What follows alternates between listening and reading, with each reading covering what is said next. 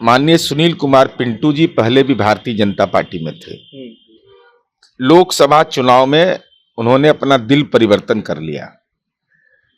पूरी राजनीति की पूंजी उन्होंने कहा कि नहीं, हम अब भाजपा में नहीं रहेंगे, हम लड़ेंगे जदयू से, और जदयू से सांसद हो गए। सांसद होने के बाद अंतिम कष्ट तक आनंद लेना चाह रहे हैं। भाई, अगर आपको लग रहा है कि मुमकिन है तो आपका भाजपा में टिकट मुमकिन है तो देर काहे कर रहे हैं? तो ऐसा चरित्र, दोहरा चरित्र के लोगों को सीता की भूमि है वह सीतामढ़ी, तो सीता की भूमि पर तो पकड़ा जाएगा आपको ना। तो कि राम भक्त की पार्टी में जा रहे हैं तो सीता का मंदिर क्यों नहीं बनवाए?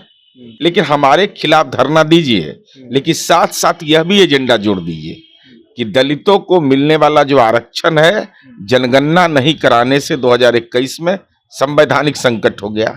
आप इस बात पर कहिए। आप अपने बारे में तो कह रहे हैं कि अपमान हो रहा है, लेकिन बाबू जगजीवन राम, उनके नाम पर छात्रावास योजना बंद कर दिया मोदी ने, इस सवाल को भी उठा दीजिए। और नीतीश कुमार जी के बारे में तो कह रहा था, अभी तो मीडिया से कोई साथी ने हमको बताया कि कैबिनेट की बैठक में जा रहे हैं। तब तो जो लोग नीतीश कुमार के स्वास्थ्य पर सवाल खड़ा कर रहे थे, आज मुंह में कालिख लग गया ना, मुंह में कालिख लगा ना। किसी के व्यक्तिगत स्वास्थ्य पर अनर्गल टिप्पणी करना ये संस्कारहीन बात होती है। सीतामढ़ी से जदयू कोटे से सांसद सुनील कुमार पिंटू का एक बयान सामने आता है, जिसमें वो कहते हैं कि मोदी है तो मुमकिन है। अब आता क्यों है? इसलिए क्योंकि 5 राज्यों में चुनाव होता है, जिसमें 3 राज्यों में भाजपा जो है वो पूर्ण बहुमत के साथ सरकार बनाती है, यानी कि राजस्थान, छत्तीसगढ़ और मध्य प्रदेश में। अब इस चीज को लेकर जदयू के सांसद जो हैं इस पे बयान देते हैं। अब इस चीज पे बातचीत करेंगे हम। नीरज कुमार जी हैं, एमएलसी हैं और मुख्य प्रवक्ता हैं जदयू के। क्या कारण है? लोग, नित्यानंद राय पहले ही दावा करते आए हैं, भाजपा दावा करते आई है कि आपके जो पार्टी के लोग हैं उनके संपर्क में और जदयू टूटने वाली है, तो ऐसा बयान को क्या देखिए, माननीय सुनील कुमार पिंटू जी पहले भी भारतीय जनता पार्टी में थे। लोकसभा चुनाव में उन्होंने अपना दिल परिवर्तन कर लिया।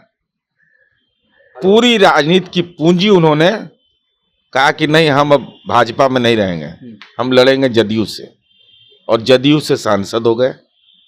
सांसद होने के बाद अंतिम कष्ट तक आनंद लेना चाह रहे हैं। भाई, अगर आपको लग रहा है कि मुमकिन है तो आपका भाजपा में टिकट मुमकिन है तो देर काहे कर रहे हैं? वीडियो बनाने में तो किसी का सहयोग लेना पड़ रहा होगा आपको, तो बेहतर यह होता कि आप तुरंत दस्तखत करते, इस्तीफा दे दीजिए लोकसभा के चलते सत्र में कि हम इस्तीफा दिए भाई, हमारा मन अब फट गया है, हमारा दिल अब जुट गया है।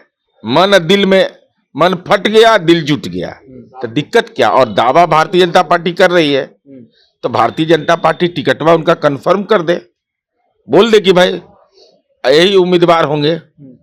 तो अब आप भविष्य भी अपना तलाश रहे हैं, दोनों नाव की सवारी कर रहे हैं कि इधर भी ठीक रहे उधर भी ठीक रहे। तो ऐसा चरित्र, दोहरा चरित्र के लोगों को सीता की भूमि है वह सीतामढ़ी, तो सीता की भूमि पर तो पकड़ा जाएगा आपको ना। कि राम भक्त की पार्टी में जा रहे हैं तो सीता का मंदिर क्यों नहीं बनवाए? और जीतन राम मांझी जी धरना दे रहे हैं आज, तो हमारी तो उम्मीद थी कि धरना देते इस सवाल पर कि जनगणना क्यों नहीं हुआ। वो तो कह रहे जीतन राम मांझी की अगर मोदी है तो नीतीश है, नीतीश से ही मोदी से ही नीतीश है।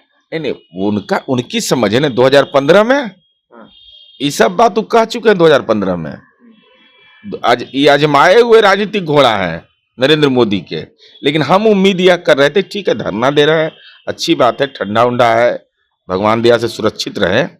हम यह भी कह रहे हैं, उम्र हो गया है, हम लोग बहुत सम्मान करते हैं, लेकिन हमारे खिलाफ धरना दीजिए, लेकिन साथ साथ यह भी एजेंडा जोड़ दीजिए कि दलितों को मिलने वाला जो आरक्षण है, जनगणना नहीं कराने से 2021 में संवैधानिक संकट हो गया।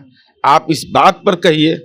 आप अपने बारे में तो कह रहे हैं कि अपमान हो रहा है, लेकिन बाबू जगजीवन राम, उनके नाम पर छात्रावास योजना बंद कर दिया मोदी ने, इस सवाल को भी उठा दीजिए। आप इस सवाल को भी साथ साथ उठाइए कि भाई हमको तो पूर्व मुख्यमंत्री का लग गया, दशरथ मांझी को क्यों नहीं मिलेगा भारत रत्न? और चौथा सवाल, एक छोटा सवाल है, आपसे अनुरोध है कि सावरकर का नए संसद भवन में नरेंद्र मोदी ने क्यों अगरबत्ती दिखाया, अंबेडकर का क्यों नहीं?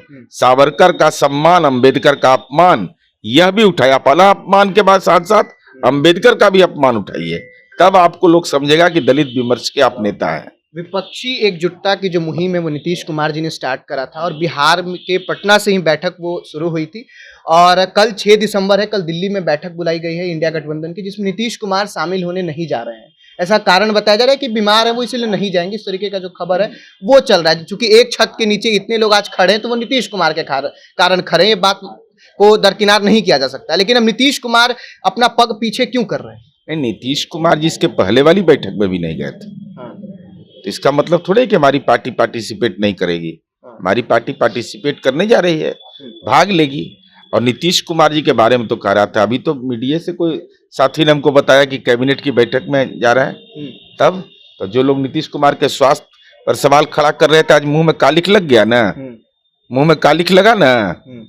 किसी के व्यक्तिगत स्वास्थ्य पर अनर्गल टिप्पणी करना ये संस्कारहीन बात होती है।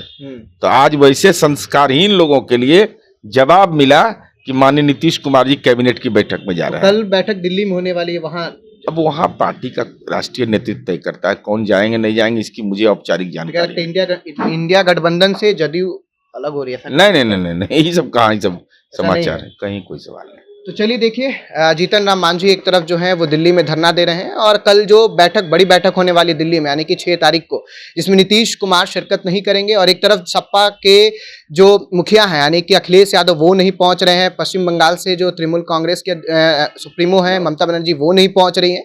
तो एक तरीके से लोग कह रहा है कि इंडिया गठबंधन में जो है वो बिखराव सामने आया है। फिलहाल आपका क्या कुछ कहना है, कमेंट बॉक्स में लिख के जरूर बताइएगा। आप देख रहे थे जनता जंक्शन।